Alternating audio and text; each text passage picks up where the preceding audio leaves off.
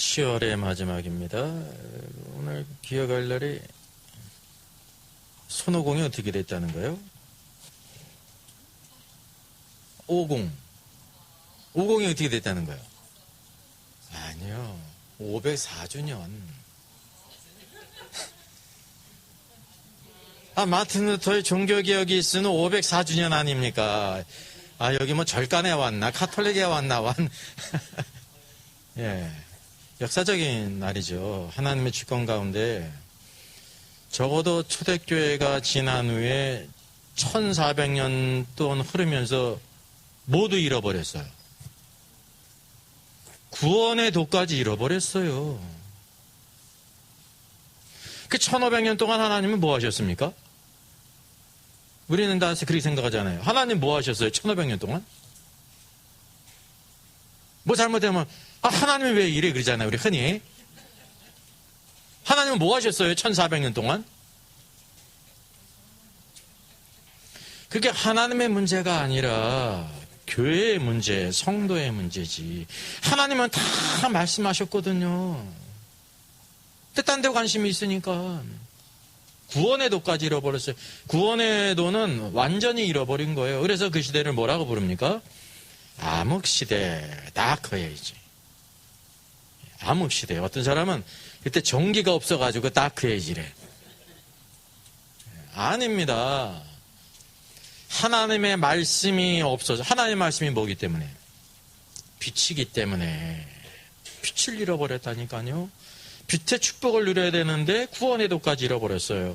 그래서 누구를 통해 역사하셨냐면 마틴 루터를 통해서 역사하셨습니다. 그럼 마틴 루터는 이 구원의 도를 어떻게 알았습니까? 성경을 통해서 알았어요. 하나님은 이미 다 선자를 통해 말씀하시고 그 아들이 직접 말씀하시고 성령이 교회들에게 말씀하시지 않습니까? 더할 수도 없고 뺄 수도 없는 완전한 말씀을 주셨는데 그거를 잃어버렸단 말이죠. 그 성경을 통해서 깨닫는 거예요. 하나님이 답답하셔가지고 마틴 루터 불러가지고 루터야 믿음으로 구원받는단다. 어째 이렇게 너희들은 다 아무도 모르니 그렇게 말씀하시질 않아요. 우리는 그런 방법을 원하죠. 하나님은 이미 말씀하셨기 때문에 말씀을 들으라는 거예요. 말씀을 어떻게 들어요? 읽음으로 듣고 들음으로 듣고 삶 속에 행하라 말이죠. 그래서 말씀으로 돌아가니까 그 구원의 도를 확실히 안다는 거죠. 마틴 루터는 이렇게 종교개혁이 거창하게 되리라고 생각을 안 한 겁니다. 단지 로마 카톨릭이 가르치는 모든 가르침들이 완전히 이교적이고 미신적이고 세속적인 거기 때문에 비진리기 때문에 95계절을 하면서 우리가 너무나 잘 알듯이 면죄부를 사야 죄를 사함받는 게 아니거든요. 그리고 그에 따르는 수많은 악한 모든 뿌리들이 있어요. 그거를 비텐베르크 성당이 다 대문에다 걸면서 시작한 것이 하나님께서 놀랍게 역사하신 거죠. 우리가 알다시피 그 시대에 하나님께서 뭘 이렇게 예비하셨냐면요. 이제 마틴 루터라고 하는 이제 하나님의 사람이 준비가 됐어요. 하나님의 사람은 뭘로 준비가 되냐면 말씀으로 준비가 되는 것입니다. 하나님은 다 말씀하셨어요. 또 말씀하시려고 생각하지 말라니까요. 그러니까 이상한 거에 귀동냥하면서 봤다고 하고 들었다고 하고 뭐 하면은 거기 쫓아다니잖아요. 흔히.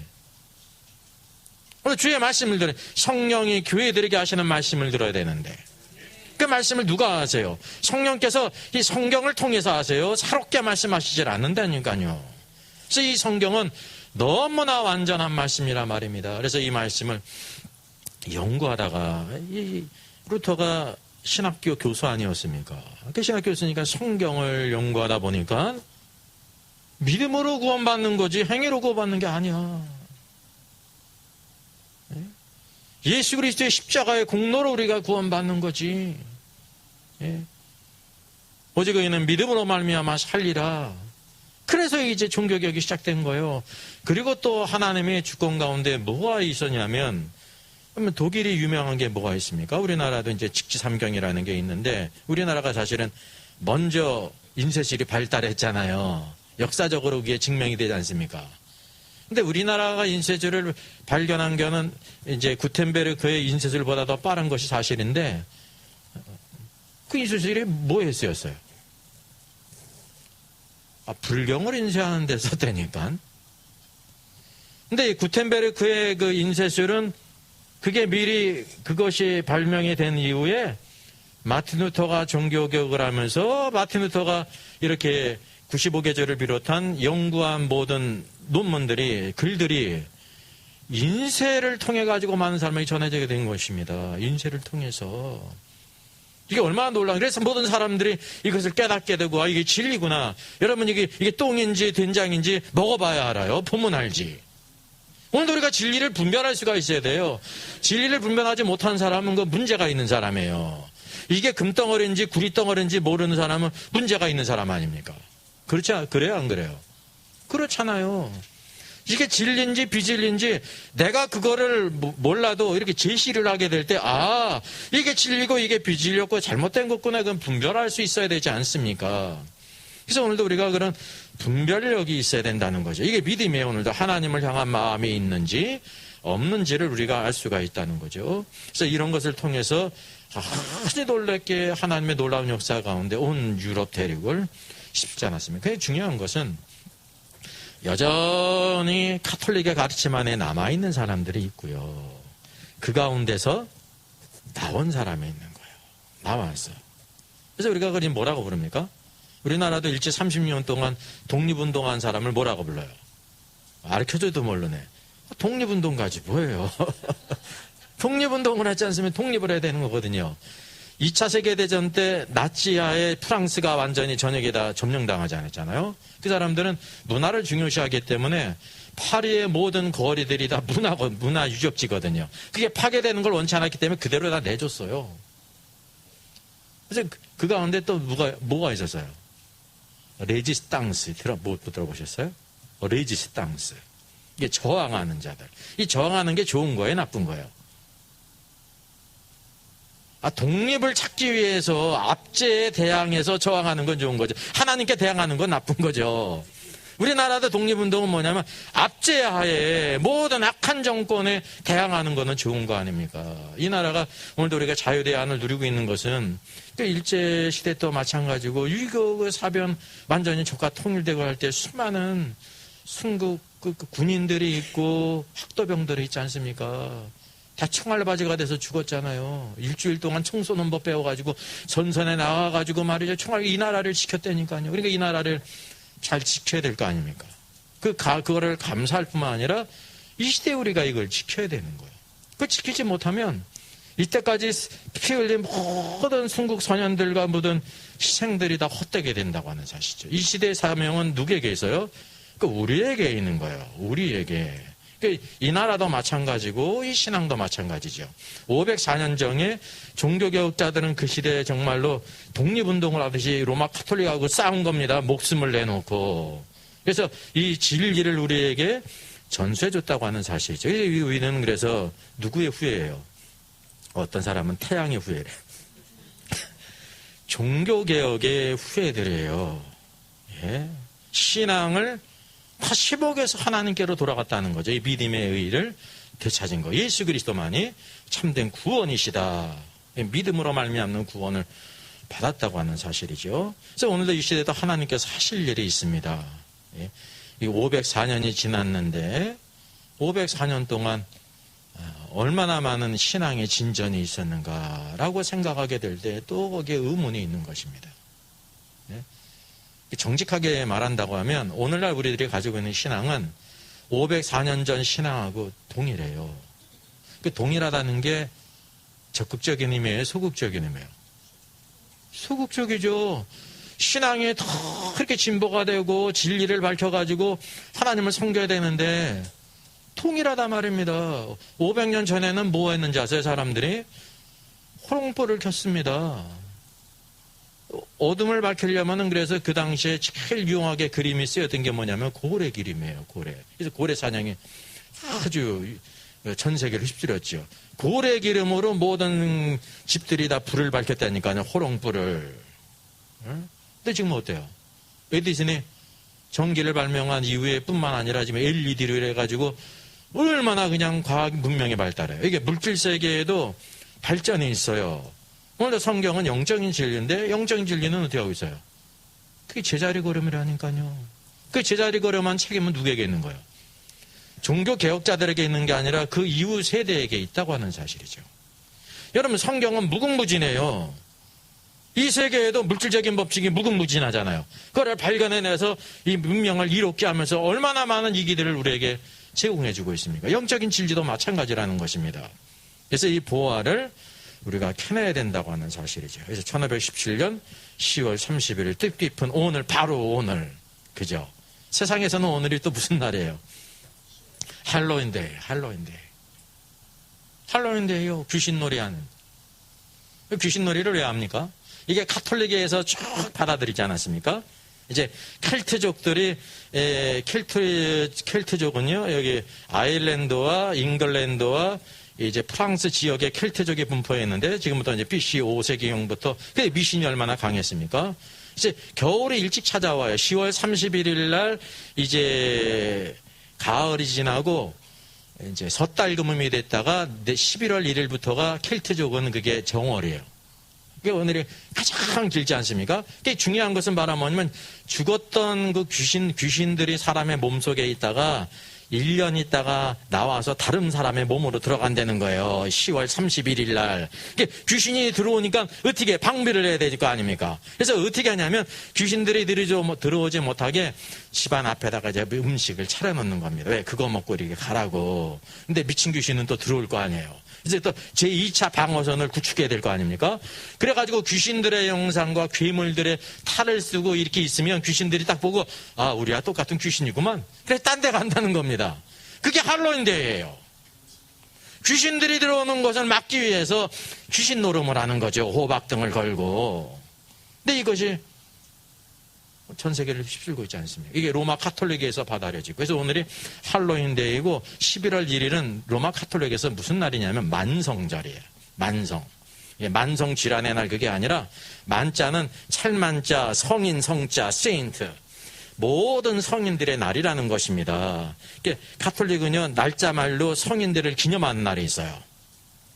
근데 그렇게 많은 성인들이 있어도 다른 성인을 이렇게 추앙하지 못한 날이 있을 거 아닙니까? 그래가지고 모든 성인들의 날을 11월 1일로 만든 거예요. 내일. 오늘은 할로윈데이를 지키고. 로마 카톨릭이.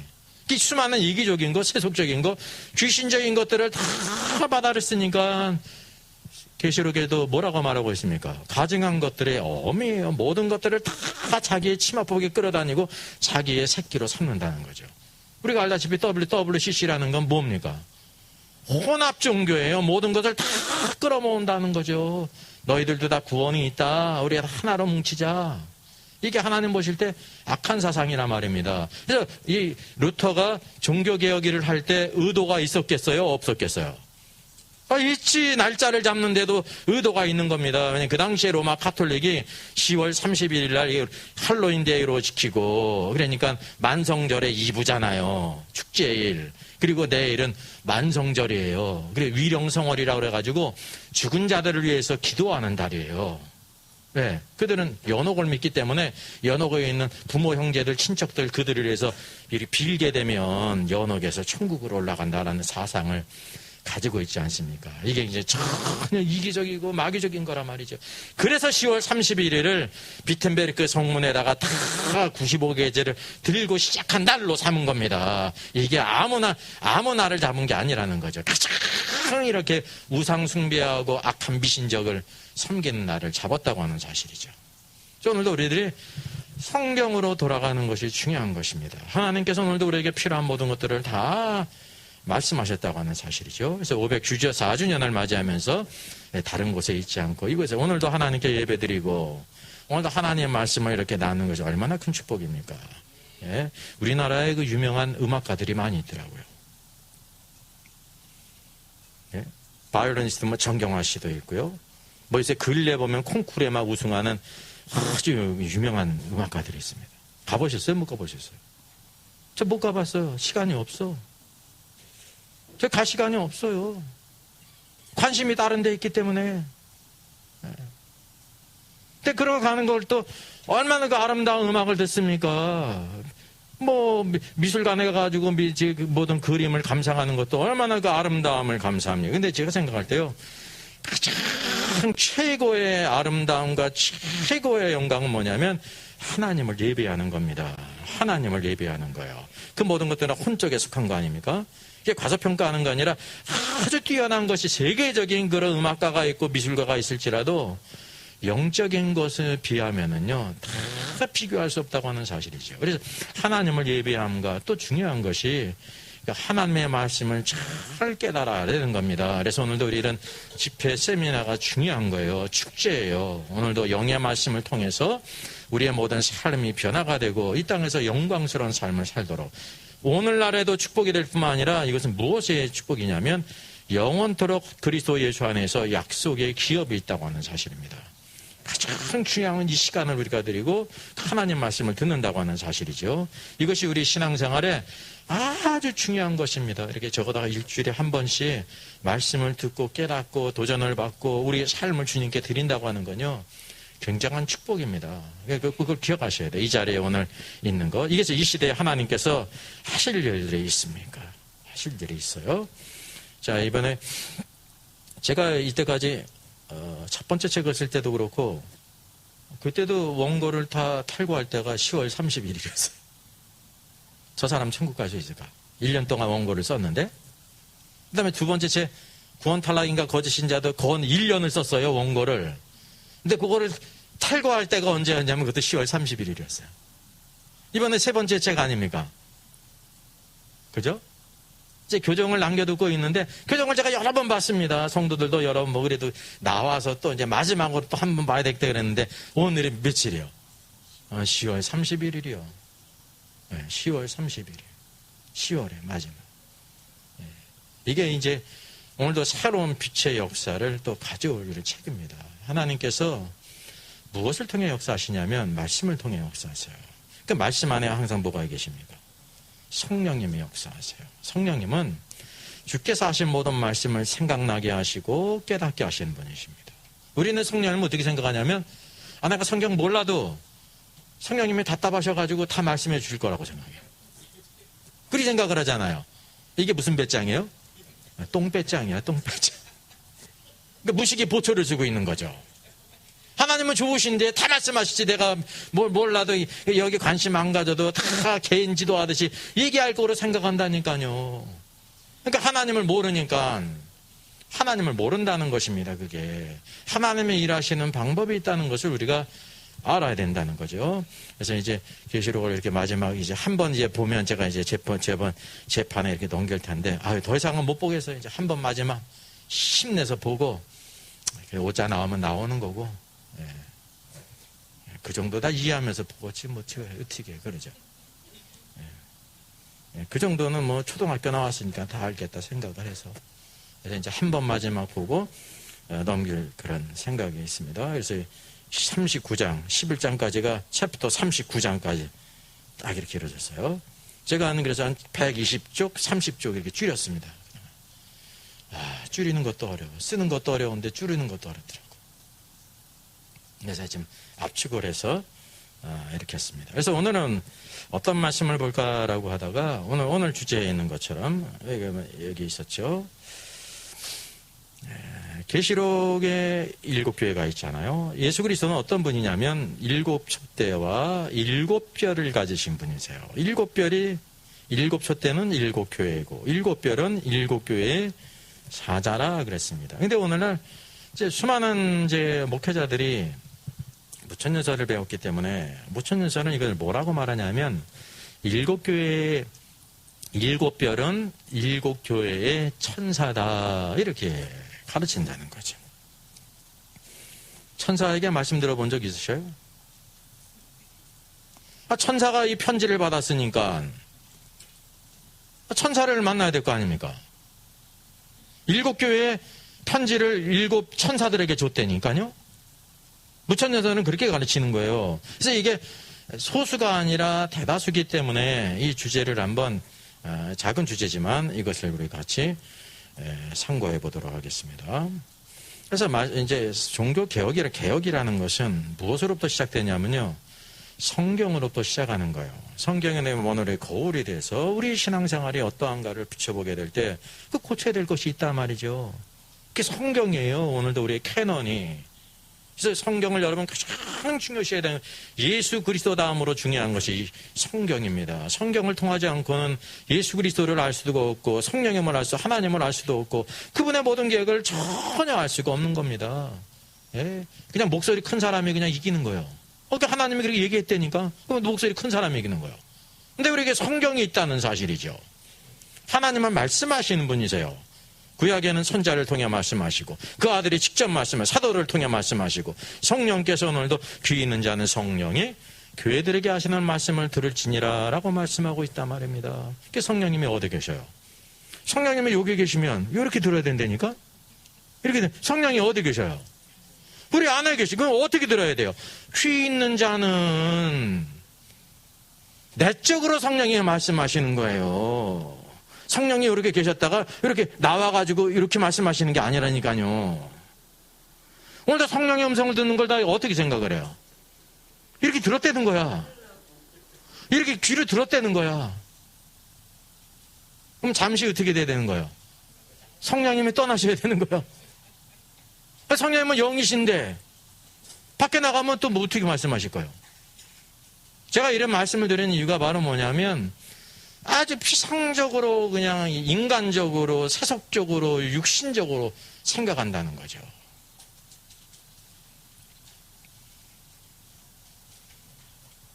오늘도 우리가 성령께서 오늘도 어떻게 말씀하시는가가 중요한 것입니다. 그래서 오늘 이제 7별을 주님이 잡고 있지 않습니까? 7별을 가지신 분이세요. 7별이 과연 누구인가? 1장 16절 그의 오른손에 7별이 있고 오른손에 7별이 있어요. 그래서 7별이 누구냐? 1장 20절을 보게 되면 내가 본 것은 내 오른손에 7별의 비밀과 오른손에 7벌을 들고 있지 않습니까? 그래서 내가 본 것 7벌의 비밀이라는 겁니다. 이게 비밀이에요. 또 7금촛대라. 7별은 7교회의 사자요 7촛대는 7교회라. 그러니까 7촛대가 7교회라는 것은 문제가 없어요. 이 촛대는 원어상으로는 등대예요. 초가 아니에요, 여러분. 초가 타는 게 아니에요. 초가 등이지. 초는 자기를 태워서 빛을 내지 않습니까? 등은 뭐가 틀려요? 자기를 태우는 게 아닙니다. 기름을 태우는 거지. 그래서 원어상으로도 이게 촛대가 아니라 등대예요. 등대. 성막 안에 있던 그게 등대예요. 금등대지. 촛대가 아니라. 촛대에는 뭐가 있어요? 초가 있는 거 아닙니까? 초가 아니라는 걸 아셔야 돼요. 그래서 여기서 7별은 7교회의 사자라 그랬습니다. 이 사자의 원래 의미가 이게 이제 우리가 이제 쉬운 거니까 여기 이제 앙겔로에 해가지고 복수형인데요. 앙겔로스예요. 앙겔로스, 엔젤, 천사라는 뜻입니다. 그래서 이 천사라는 걸 뭐라고 가르치냐면 에베소 교회의 사자에게 편지하라 그랬잖아요. 그러니까 부처님설은 7교회에 천사에게 편지하라. 천사가 그 편지를 받았다는 거예요. 그러면 에베소 교회가 그 주님의 편지를 받기 위해서 누구를 만나야 되는 거예요? 에베소 교회의 천사를 만나야 되는 거죠. 서머나 교회에 또 천사에게 편지했잖아요. 서머나 교회는 또 누구를 만나야 되는 거예요? 서머나 교회에 편지를 받은 천사를 만나야 주님께서 주신 그 편지를 받을 수 있는 거예요. 그 다음에 또 버가모 교회의 천사에게 편지했잖아요. 버가모 교회는 또 버가모 교회의 천사를 만나야 그 편지를 받는 거 아닙니까? 이와 같이 두아디라 교회도 천사로, 사대 교회도 천사로, 빌라델비아 교회도 천사로, 라오디가 교회도 천사로 해석을 한다는 겁니다. 여기 앙겔로스라는 말이 천사라는 뜻이 있어요. 없는 게 아니에요. 천사 그런 뜻이 있습니다. 우리가 알고 있는 천사가 있습니다. 근데 천사라는 뜻만 있는 게 아니라는 것을 알아야 되죠. 그래서 부처님설이 오늘날 대부분의 목회자들과 성도들이 에베소 교회의 사자 7별을 뭐라고 알고 있어요? 7교회의 천사다. 교회의 대표가 누구라는 거예요? 천사라는 거예요. 천사. 자, 그래서 이 대표적인 것이 있는데, 이게, 제가 이제 이 책을 인용하지 않았습니까? 무천년을 대표하는 분이 여기 이제 그레고리 비일입니다. 무천년을 대표하는 책. 이렇게 상학원, 1050쪽 상학원을 이렇게 내서 많은 목회자들이 이 책을 이렇게 참조합니다.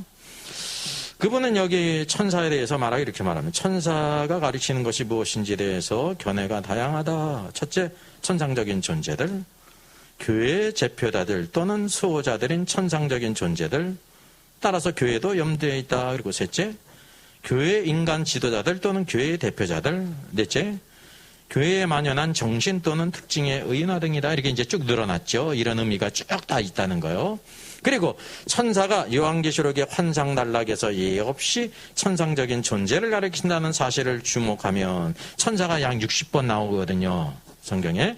그래서 여기서도 같은 뜻으로 이해한다는 것을 알 수 있다. 천사들은 확신하기는 어렵지만 유대 전통에 달려진 대천사 7과 동일시될 수 있을 것이다 라고 하면서 7교회의 사자를 7대천사다라고 이렇게 해석한 겁니다. 심지어 속으로 어떻게 했어요? 확신할 수 없지만 확신할 수 있는데 투자하면 돼요, 안 돼요? 안 되잖아요. 이거 가면 죽을지 살지 모르는데 가면 돼요, 안 돼요? 안 되잖아요. 근데 확신할 수는 없지만 유대 전통에 따라 가지고 이게 7명의 대천사일 것이다 이렇게 한 거예요. 무천연설은 그래서 이 사자를 갖다가 천사라고 말하는 거예요. 쉽게 얘기하면 교회의 대표가 누구라는 거예요? 천사라는 거예요. 천사. 그레고리 그 비일이 대표적이고, 또 우리나라에서는 여기 이필찬 요한계시록 연구소장이며 자기 이름을 걸고 요한계시록 연구소를 하시는 분이요. 가장 많이 이제 활동을 하는 분이죠. 그래서 이필찬 요 소장이 있는데 여기도 무천연설이죠. 여기 이렇게 했습니다. 요한계시록 내에서 천사들은 교회를 대표하는 존재로 등장도 하고, 이거는 팩트일까요? 해석일까요? 이 말이 팩트일까요? 해석일까요? 해석이에요. 해석. 이분이 그렇게 해석했다는 거죠. 지금 7별은 7교회의 사자라 그랬고 에베교회, 에베소교회의 사자에게 편지하라 그랬는데 그거를 천사로 보는 해석입니다. 이게 팩트가 아니에요. 팩트는 해석할 필요가 없어요. 팩트는 무조건 맞는 거예요. 근데 이거는 팩트를 말한 게 아니라 해석을 얘기한 겁니다. 더 나아가서 교회들과 동일시되는 존재로 나타난다. 천사가 교회와 동일시된 적이 있을까요? 없을까요? 내 성경에는 없더라고. 내 성경에는 없더라고요. 여러분 성경에 있어요? 없어요? 제 성경에 없으면 여러분 성경에도 있어요? 없어요? 그러니까 이것도 뭐냐면 그렇게 생각하는 거예요. 성경에 어디 교회와 천사를 이렇게 동일시해가지고 천사가 교회를 대표한 적이 신구약 성경에 어디 있습니까? 이게 해석이에요, 이분의. 이 해석이 틀리다는 거죠. 성경에 교회의 대표는 천사다 그러면 그게 팩트예요. 그러니까 받아들이면 되는 거야. 그래서 성경이 있어요, 없어요? 없다는 겁니다. 이게 제일 중요한 것이 성경이 뭐를 말씀하고 있느냐라는 걸 알아야 되는 거죠. 예를 들면 요한계시록 19장 10절에 나는 너와 및 예수의 증거를 받은 내 형제들과 같이 된 종이니 라고 말하고, 22장 9절 나와 내 형제 선자들과 이 두루마리의 말을 지키는 자들과 함께 된 종이니 라고 말하는 것은 천사들이 스스로 교회의 성도들을 동일시하는 것을 보여준다라고 했습니다. 동일시일까요? 여기 분명히 천사가 나는 너와 같은 종이라고 그런 거 아닙니까? 천사가 나도 하나님의 종이고 요한도 종이고 성도들도 종이다라는 걸 말한 거잖아요. 그러면 이게 천사가 천사와 그 교회를 동일시한 걸까요? 그러면 성경을 잘 이렇게 상고하고 PCT하면 여기 종이라는 공통점이 있다고 그래가지고 천사와 교회가 같아져요. 교회의 본질은 뭐예요? 구속함을 받은 성도예요. 구속함을 받은 성도와 천사가 같은 종이라고 그래가지고 동일하게 될 수 있어요? 없잖아요. 그 말씀 바로 뭐냐면 전능하신 하나님 밑에 천사도 종이고 우리 교환을 비롯해서 성도들도 종이라는 겁니다. 종의 종류가 틀린 거예요. 종도. 하나님을 섬긴다고 해가지고 똑같은 종이 아닙니다. 천사로서 종이 있고 구속함을 받은 교회로서 종이 있는 거지. 그거를 우리가 알아야 된다는 게 이게 그런 해석이 잘못된다는 것을 아는 것입니다. 그러면 성경은 학위를 따야 해석할 수 있는 거예요? 성경은 우리가 다 아는 겁니다. 오히려 공부를 많이 했으면 더 성경을 잘 해석할 수가 있는데 반대로 잘못된 것이 들어가면 잘못된 해설 가능성이 많은 거예요. 어린아이도 성경을 보면서 자연히 다 해석을 해요. 그래서 정상적으로 잘 배웠으면 성경을 해석하는데 큰 무리가 없습니다. 어려운 걸 빼고는. 이제 그만큼 우리가 양육받고 훈련받은 만큼 성경을 우리가 알 수 있다는 것을 알게 되죠. 그래서 여기 본질이 틀리다는 것을 같은 종이라고 해서 천사가 사람이 되는 게 아니고 사람이 천사가 되는 게 아니지 않습니까? 완전히 종이 틀리잖아요. 종이 틀린 거예요, 종이. 그거를 간과했다는 사실이죠. 그러니까 이제 성경을 뭐를 못한 거냐면 퀴스티를 못한 거야. 퀴스티라는 것은 모든 면을 다 이렇게 본질과 상황을 다 봐가지고 딱 비교해보면 전혀 틀린데 그냥 단지 동일한 게 종이라는 것을 종이로 난 것만 똑같은 거잖아요. 그렇다고 천사가 사람이 되고 사람이 천사와 동일시할 수 있냐 말이죠. 없다는 것을 여러분 아셔야 된다는 거죠. 그래서 8장 3, 4절에도 어떤 천사가 성도들의 기도를 하나님 앞에 드리는 장면을 통해 천사들이 성도를 대표하는 존재라고 이해할 수 있다라고 말하는 겁니다. 이거 이제 또 다른 문제이기 때문에 이걸 하면 제가 길게 가야 되는 겁니다. 여기 쉽게 얘기를 하면 어떤 천사가 누군지 아세요? 여기 분명히 천사가 나오는데 뭐를 구별하지 못하냐면 이 천사는 다른 천사예요. 알론, 앙겔로스, 다른 천사예요. 계시록의 다른 천사는 매우 특별합니다. 특별히 요한계시록 10장을 보게 되면 뭐가 나와요? 힘센 다른 천사가 뭘 입고 있어요? 구름을 입고 있어. 뒤에 뭐가 있어? 무지개가 있어. 온 우주 가운데 무지개를 두르신 분은 누구밖에 없으세요? 아니야. 하나님의 보좌 주위에 무지개가 둘렸잖아요. 하나님 뒤 보좌에. 그러면 다른 천사 뒤에 무지개가 들렸다는 것은 누구하고 방불하는 분이라는 거예요. 하나님과 방불한 분이에요. 하나님과 방불한 분은 누구밖에 없어요. 예수 그리스도라니까요.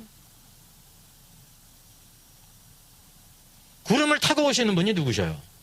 예수님이요. 구름 타고 오기 전에 성경에서 어떻게 하고 계십니까? 구름을 입고 계시는 거예요. 구름을 입고 계시다는 것은 구름 가운데 있기 때문에 그분을 안 보이게 한다는 겁니다. 구름을 타셨다는 것은 그 자신을 모든 사람에게 드러낸다는 거예요. 그래서 주님이 지상재림할 때 이 땅에 있는 사람들이 눈이 좋아서 보는 게 아니에요. 주님이 그분 자신을 이렇게 드러내셨기 때문에 가시적으로 공개적으로 보이시는 그 영광을 보이시지 않습니까? 그래서 보인다는 거예요. 그 전에 어떻게 하셔요? 구름을 타고 계시다는 거죠. 구름을 탄 것은 자기 자신을 가리웠다는 것입니다.